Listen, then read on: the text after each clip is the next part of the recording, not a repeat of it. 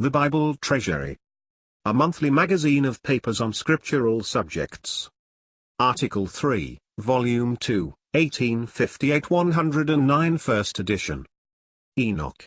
The Discipline of the Witness of Hope. J.B. Stoney.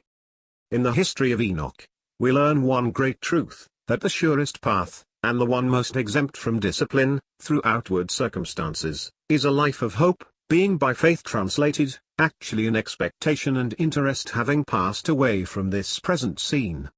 True, Enoch had the secret chastenings which every son in our nature needeth, but by faith as a witness, he walked with God, in the hope of being with him, and thus he passed beyond death without being a victim to it. During his walk of 300 years, hope placed him beyond this evil scene, and therefore he prophesied as to what would be the consummated condition of it. If he was the first man who passed out of it through the power of faith, superior to the sovereignty of death, so was he the prophet of the last moments of death's cruel dynasty. If he were the first who was translated from the world, he, in the enjoyment of hope and the domain it spread out before his soul, could next tell what would be the end of it. Abel took his place as the witness of acceptance in righteousness, and the world could not endure him, he was unsuited to it, and it to him. He fell and his blood was shed on it by the hand of his brother.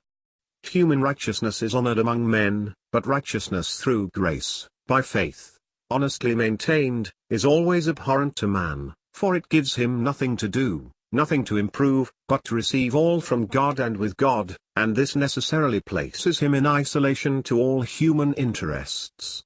Abel was a righteous man in an evil world, and he found a grave in it, a terrible death and an unnatural one. Relationship with God only places me in antagonism to the world. If we be sons of God, the world knows us not, as they did not the Son of God.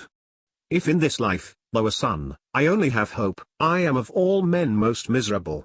Abel must have been happy in his soul with God, but he was miserable in the world, and in the end he suffered a cruel death in it. His very new position entailed this suffering on him. It demanded of him to die to everything around, because if he was righteous everything around was unrighteous. If he did not by faith walk in hope above this scene, then he must die in it, and this is just where Enoch is a witness of a better thing, and he can prophesy of the accomplished glory, while Abel can but cry, by his shed blood, for vengeance on a world that would not bear a righteous man. It is plain that in an evil world righteous man must either die in it, or be in the power of translation in passing through it. Enoch was this latter and he walked with God. Nothing can purify us from this world but hope, and the hope too of being with the one whom Enoch saw. My Lord cometh and 10,000 of his saints with him. The Lord personally engaging the heart, dissociates more from the earth than anything else.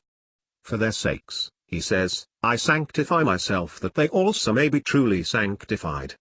For the heart linked with him outside it would be the most perfect sanctification. Saints pass through much discipline from outward circumstances, because their hearts are only set on being justified ones in the earth, a blessed position beyond all question, but ours is one incompatible with everything earthly, and hence, if the soul does not know this it must be taught it, as Paul was taught to surrender Jerusalem and all the associations there his heart clung to.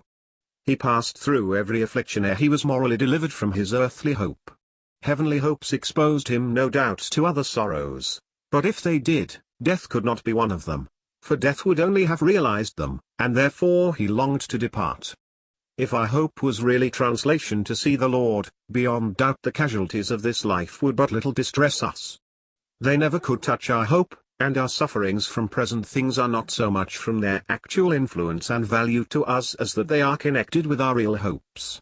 It is our hope that lends an interest to everything about us and belonging to us. The only discipline that an Enoch publishes is a long walk with God and a prophetic testimony, and therefore it is the path that the well-disciplined child will walk in, and the better he adheres to it the less will he need either a weight to be removed, or his unbelief to be admonished.